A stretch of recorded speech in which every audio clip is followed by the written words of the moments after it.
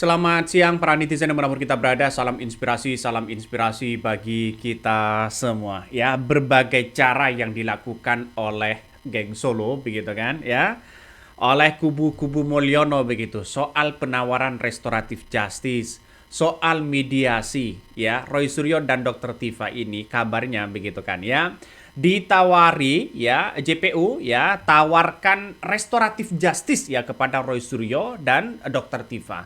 Tapi untungnya Roy Suryo dan Dr. Tifa kemudian menolak begitu kan ya soal restoratif justice itu. Dan bahkan perkembangan sekarang ya dari pendukung-pendukung Roy Suryo begitu kan ya seperti apa yang kemudian dilakukan oleh si Bonatua, terus kemudian yang dilakukan oleh teman-temannya begitu kan soal berdamai dengan Jokowi. Nah, banyak tawaran-tawaran yang kemudian ya publik sampai terkejut begitu kan ya. Kenapa kok bisa menawarkan seperti itu? Ada apa? Kalau memang benar-benar ijazahnya asli, ya tunjukkan asli selesai begitu kan. Kok berbagai cara yang ia lakukan. Nah, inilah spekulasinya begitu. Satu persatu dan pada akhirnya begitu kan ya. Orang-orang kadang datang sana sini untuk menawarkan restoratif justice begitu ya. Nah, dengan perkembangan ini, kalau restoratif justice ini diterima oleh Roy Suryo dan Dr. Tifa, maka kemudian begitu kan ya, ini bisa masuk angin begitu. Bisa sia-sia untuk mengungkapkan soal ijazah itu begitu. Nah, banyak yang kemudian disampaikan. Nah, saya kira apa yang kemudian disampaikan oleh Abdul Ghafur begitu, pengacara dari Roy Suryo begitu kan ya sudah menjelaskan secara detail ya bahwa begitu kan restoratif justice itu Hal yang kedua, ditolak dalam begitu. proses penyerahan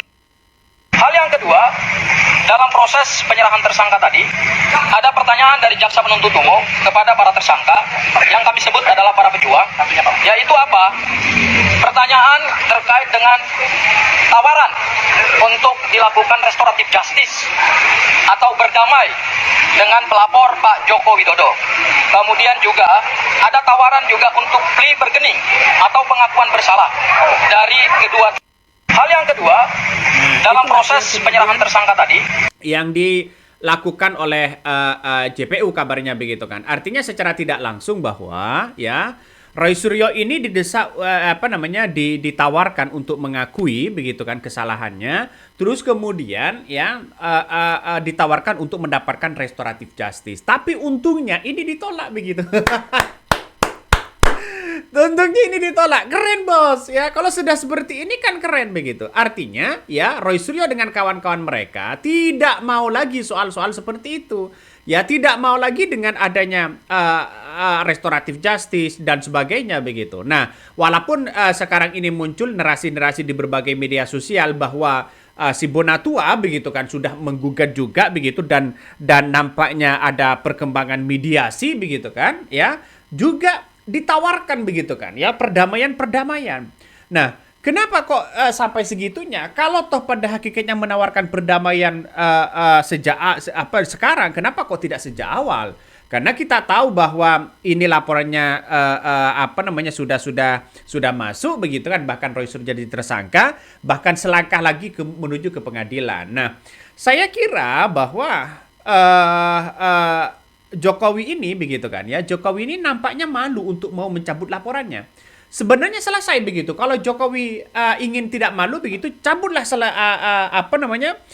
laporannya, selesai dong begitu kan. Ya, semuanya bisa selesai karena yang melaporkan itu adalah seorang Jokowi begitu. Tapi pelaporan itu justru banyak muncul narasi-narasi di berbagai media sosial. Ada yang mengatakan pelaporannya soal bagaimana identik ya dokumen itu begitu yang kemudian diupload Dian Sandi. Ya seharusnya banyak berbicara yang kena seharusnya kan Dian Sandi dan sebagainya. Inilah yang kemudian orang-orang akan melihat begitu kan betapa sulitnya untuk mengungkapkan ijazah ini begitu. Ya, coba kita tonton lagi begitu apa yang kemudian disampaikan oleh Bonatua. Kabarnya ini upaya terakhir ya berdamai dengan seorang Jokowi. Ini ada mediasi kabarnya begitu kan. Coba kita tonton seperti ini. Dalam mediasi ini kami belum mendapatkan suatu kata sepakat ya, di mana yang kami harapkan itu tergugat 7, 8, dan 9 itu untuk menghadirkan prinsipalnya ternyata tidak bisa hadir hari ini. Dan itu tanpa alasan yang jelas, di mana tergugat 7 adalah Prof. Naim dari UGM, kemudian tergugat 8 adalah Prof. Budi, kemudian tergugat 9 adalah Prof. Ova Emilia, rektor dari UGM. Kami sangat sayangkan sekali hari ini para tergugat tersebut tidak bisa hadir, dan kami menilai mereka sebagai pejabat-pejabat ini yang sudah menandatangani dan mengeluarkan ijazah Pak Jokowi itu tidak mempunyai itikat baik, tidak bertanggung jawab. Nah, ya, ini sudah jelas begitu kan. Ini sudah tidak ada itikat baik begitu kan. Dalam artian bahwa tidak bertanggung jawab. Kenapa? Yang digugat itu justru tidak datang begitu, termasuk rektor UGM. Ada apa begitu? Ayolah, jangan ngumpet begitu kan. Berikan klarifikasi di situ begitu. Ini juga penting begitu. Apa yang dilakukan oleh si Bunatua dengan kawan-kawan ini sudah menunjukkan bahwa mencari bagaimana status hukum dari dari ijazah itu. Asli apa enggak gitu kan. Ini kan penting sekali begitu untuk menelusuri ini. Makanya ya dengan adanya seperti ini orang-orang akan semakin jelas melihat bahwa kenapa sekarang ini perkembangannya begitu kan ya. Dari kubu Jokowi begitu, orang-orang yang digugat justru banyak yang menghindar. Ada apa? Aduh. Nampaknya Roy Suryo ini selangkah lagi menang begitu kan. Coba kita tonton lagi ya. Ya, jadi sebagai pejabat publik ya harusnya mereka menghormati proses mediasi yang dilakukan di pengadilan ini sebagai tanggung jawab moral oleh mereka-mereka yang punya kedudukan, punya suatu jenjang pendidikan yang sangat tinggi. Mereka semuanya bergelar profesor, tapi saya nilai di sini tidak punya itikat baik dan tidak mempunyai suatu sense of apa ya? Jadi tidak mempunyai suatu responsibility yang baik ya, sehingga kami menilai mereka tidak sepantasnya seperti itu. Nah, itu loh. Sudah jelas diungkapkan begitu kan ya. Tidak mendapatkan tidak ada responsibility begitu kan untuk menunjukkan bahwa ijazah ini benar-benar asli atau enggak begitu kan ya. Ya setidaknya kan ini kan yang dicari oleh si Bunatua ini adalah keterangan. Ya bagaimana keterangan-keterangan itu begitu. Tapi sampai sekarang nggak ada begitu kan ya, keterangan-keterangan yang kemudian yang dari penggugat itu, dari yang dari orang-orang yang kemudian digugat itu begitu kan ya. Saya kira yang digugat itu kan banyak UGM, Jokowi dan sebagainya begitu. Seharusnya ini sudah sepantasnya begitu kan ya, sepantasnya untuk memberikan klarifikasi lah sejelas-jelasnya di situ. Biar apa? Biar menunjukkan bahwa ini sebuah itikat yang baik begitu kan untuk mencari status hukum dari ijazah itu. Makanya saya apresiasi yang sangat luar biasa para pendukung-pendukung Roy Suryo. Saya apresiasi luar biasa kepada si Bunatua begitu kan. Ada Rustam Effendi juga begitu membongkar habis-habisan bagaimana soal gugatan-gugatan yang kemudian begitu yang ingin menghadirkan seorang Jokowi. Tapi Jokowi tidak hadir. Aduh, jangan kabur lah begitu kan. Ya, jangan kabur. Coba kita tonton lagi ya. Dan itu kalau tidak disusul, mungkin belum mulai lagi tuh. Nah, ini kan membuat kami kecewa. Itu yang pertama. Di mana kami bisa menilai ya dari pelaksanaan sidang, kecewa yang kedua adalah mediatornya tidak profesional. Ya, tidak profesional. Sehingga membuat kebingungan kami semua yang sidang di mediasi itu. Karena apa? Karena ngambang. Setiap kali memberikan suatu arahan atau keputusan, itu ngambang, nggak jelas. Sehingga beberapa kali terjadi agak sedikit ya konflik dalam pembicaraan. Ini terlihat bahwa mediator tidak profesional. Kan? Ini sudah berkali-kali diungkapkan di situ begitu kan. Ya, nampaknya tidak profesional. Ya, sudah berkali-kali. Makanya saya sampai sekarang ini tergiang-giang dan di kepala saya begitu. Kenapa kok sampai hari ini tidak ada tidak ada yang digugat begitu kan, tidak datang begitu, malah dia kan seharusnya kan datanglah begitu kan ya, biar memberikan klarifikasi sejelas-jelasnya. Tapi untuk sekarang kan coba kita lihat saja, orang-orang akan lagi menanti begitu kan, lagi menanti bagaimana perkembangan yang kemudian yang dilakukan oleh gugatan oleh si Bonatua ini begitu kan ya. Apakah Jokowi akan datang atau tidak begitu. Ternyata ya sampai sekarang tidak datang begitu kan orang-orang yang digugat. Ada apa? Wallahu alam. Ya mungkin ya takut begitu kan ya, karena persidangan ini persidangan yang sangat-sangat menentukan sekali begitu ya, soal keputusan bagaimana ijazah yang sebenarnya ya. Berkali-kali memang si Bonatua sudah memberikan klarifikasi di situ begitu kan ya. Bahkan tidak hanya itu, komentar-komentar netizen ya sontak sekali lagi menunggu begitu bagaimana status ijazah ini yang sebenarnya. Gitu kan ya, proses hukum ini kan masih berjalan sebenarnya begitu. Ini banyak sekali komentar-komentar netizen begitu sudah melihat bahwa bagaimana dengan wajah Jokowi ya, terus kemudian dengan yang lainnya dan sebagainya begitu. Ini kan pertanda ada hal yang kemudian harus diungkapkan kepada publik. Benar nggak ini adalah Jokowi ya, masih muda, yang pakai kacamata, yang sekarang tidak pakai kacamata. Orang kan pasti berpikir seperti itu begitu. Coba kita tonton lagi apa yang kemudian disampaikan oleh si Bonatua ya, seperti ini. Lebih tua malahan Pak Mu. Sampai 80. Hampir 80 beliau. Jadi tadi memang saya bilang saya nggak salah kalau saya yang sowan ke beliau, karena memang tadi mediator terbercik dari mediator kita bahwa diperbolehkan mediasi di luar persidangan, tapi dalam konteks mediasi. Makanya tadi saya usulkan, nggak apa-apa kita yang datang ke sana supaya jelas ini. Saya ingin mendengar dari beliau, karena saya pikir beliau kan sudah tua. Saya juga mungkin ya kalau kesini mungkin agak repot juga mungkin karena jauh di Jogja. Gak apa-apa kita yang datang ke Jogja, kita berdiskusi. Ya mungkin bisa jadi, belum tentu juga kita akan terdapat hasil mediasi yang sesuai dengan harapan. Tapi nggak masalah bagi saya. Yang penting kita ketemu dengan beliau, dengan prinsipal ke prinsipal, walaupun didampingin mungkin lawyer, nggak masalah juga. Jadi harapan saya Prof. Naim lah khususnya ya, diantara kan ada satu klaster yang namanya pencipta arsip ya, pencipta dokumen yaitu UGM. Tapi di pencipta UGM ini, pencipta dokumen ini dibagi dua lagi, yaitu pimpinan UGM selaku yang pemilik ijazah dan pimpinan fakultas yang melegalisir ijazah.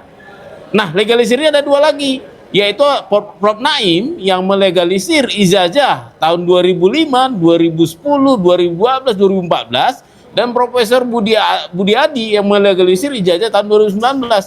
Nah, ini saya bisa lagi. Saya lebih concern dengan Pak Prof. Naim karena beliau 4 tanda tangan dipakai dan beliau juga orang tua yang harus kita hargai, hormati. Kita tidak ingin beliau yang orang tua ini kita bawa kemari ke masalah ini. Kita juga tidak ingin seperti dosen beliau yang Pak Kasmujo ya, yang sudah tua tapi jadi dia karena tidak ada kejelasan jadi diburu-buru media seperti itu. Kita justru niatnya baik, memastikan bahwa Pak ini benar nggak Bapak yang menandatangani 4 kali ini, itu aja. Ya kalau enggak ya minta maaf aja Pak, nggak apa-apa, yang penting diakuin. Nah, itu kan permasalahan soal tanda tangan sekarang ini begitu kan ya. Ada keanihan-keanihan di tanda tangan itu begitu, terus kemudian Prof. Naim ini kan kabarnya sudah lanjut usia, sudah tua dan sebagainya. Maka tim dari si Bonatua ini ingin datang begitu kepada orang-orang yang tergugat begitu kan. Ya mungkin termasuk Jokowi begitu kan, termasuk dengan yang lain ya. Menanyakan benar nggak tanda tangan ini yang ada di tanda tangan Jokowi begitu, dilegalisirnya benar atas nama Bapak. Kira-kira kan seperti itu begitu ya.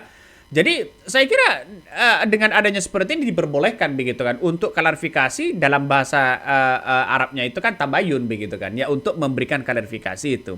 Daripada masuk di persidangan nanti usaha tua begitu diseret-seret kan kasihan juga. Ya inilah alasan si Bonatua. Makanya ingin datang ya ke penggugat-penggugat itu menanyakan langsung bagaimana ijazah itu sebenarnya. Makanya seharusnya begitu kan. Legalisir ijazah itu begitu seharusnya kan Jokowi datang sendiri ke UGM. Ya, misalnya Jokowi datang ke UGM minta legalisir. Tidak mungkin lah orang itu disuruh minta legalisir yang mana ijazahnya itu bukan dirinya. Itu di berbagai universitas dimanapun begitu kan ya. Tidak boleh seperti itu, harus orangnya dong. Yang minta harus orangnya. Karena apa? Karena dikhawatirkan ada nuansa-nuansa yang kepentingan-kepentingan itu. Dan sekarang terbukti apakah Jokowi pernah hadir meminta legalisir ke UGM atau nyuruh siapa begitu. Ini yang seharusnya diungkap ya. Harus hati-hati, ini harus diungkap kepada publik begitu kan. Biar tidak menjadi spekulasi-spekulasi yang ada. Dan sekarang kita buktikan aja begitu di pengadilan bahwa ya tanda tangan Profesor Naim itu begitu, apakah waktu pensiunnya ya kok masih digunakan begitu, ada apa begitu. Nah ini hati-hati betul. Kalau memang Profesor Naim kemudian tidak mengatakan tidak menandatangani itu begitu, maka kemudian siapa yang bersalah? Ini akan diungkapkan kepada publik nantinya begitu kan ya, karena buku yang kemudian ditulis oleh si Bonatua ini sangat-sangat luar biasa begitu, walaupun saya belum membaca begitu kan ya. Coba kita tonton lagi. Kalau iya, ya nggak apa-apa juga. Nggak masalah. Kita kan di sini mencari kebenaran, bukan memaksakan kebenaran. Saya juga di kepala saya belum ada sekarang dugaan bahwa beliau bersalah. Makanya kita bawa ke meja peradilan supaya bisa kita buktikan dugaan-dugaan ini. Saya tidak punya jawaban pasti bahwa beliau yang salah. Seperti itu. Jadi mungkin ini imbauan ke berapa kali ya. Saya mohonlah orang tua kami, Profesor Budi, ya hubunginlah lawyernya. Saya lihat tadi juga memang surat kuasanya kurang begitu detail ya. Apakah kuasa hukumnya bisa menjawab pertanyaan saya untuk disampaikan hal yang ini? Mungkin melalui media ini bisa nanti Profesor Naim nanyakan lawyernya, kamu kenapa menjawab begitu? Mungkin bisa aja begitu. Saya bersedia, kenapa kamu jawab tidak? Mungkin seperti itu. Atau ya kita tunggu, memang minggu depan itu adalah persidangan terakhir untuk mediasi. Kita kan dikasih 4 kali. Seperti itu. Saya rasa itu aja. Mungkin ada pertanyaan? Atau tunggu. Jadi yang hadir itu yang T9 nggak hadir? Semuanya proyek prinsipalnya tidak hadir. Ya. Nah, nggak ada yang hadir begitu kan. Kalau nggak hadir begitu siapa lagi begitu? Jokowi nggak hadir, ya Rektor UGM juga nggak hadir begitu kan, ya. Dan juga orang-orang yang kemudian digugat itu nggak hadir begitu. Ini persoalan yang kemudian menurut saya pribadi konsistensi untuk memberikan klarifikasi ijazah asli itu saya kira agak jauh begitu kan ya, sudah mulai ya mungkin tidak begitu respect begitu kan, apakah ijazahnya benar-benar asli atau palsu itu aja. Makanya keyakinan publik ini kan semakin tinggi ya. Sekarang kesana kemari soal bahas ijazah, kesana kemari soal bahas ijazah Jokowi. Dulu begitu pakai kacamata, sekarang ya Jokowi nggak pakai kacamata. Ini banyak begitu kan, sekarang ini banyak muncul narasi-narasi di berbagai media sosial. Apa yang kita pertontonkan kepada publik hari ini begitu menunjukkan bahwa sampai hari ini begitu, sampai hari ini ya belum ada kejelasan itu begitu. Nggak tahu lagi apa konsep dia begitu kan ya. Apakah nanti disatukan di pengadilan begitu dari Roy Suryo dan Dr. Tifa atau bagaimana? Wallahualam. Tapi orang-orang akan benar-benar melihat bahwa ini kalau benar-benar terjadi begitu kan, artinya kalau benar-benar tidak ada digugat tidak hadir di situ begitu, maka kemudian nanti tunggulah di persidangan. Bagaimana nanti di persidangan? Nampaknya ini akan semakin seru. aduh ya. Apakah yakin ini adalah 99,9% atau palsu atau 99,9% asli ya? Kita tunggu saja, karena persidangan ini akan sangat menentukan. Roy Suryo walaupun ditawari restoratif justice dan sebagainya, dia akan menolak begitu kan ya. Oke, mungkin itu yang kami sampaikan ya. Tonton terus di channel Hodari Podcast Rakyat ini, jangan lupa di subscribe.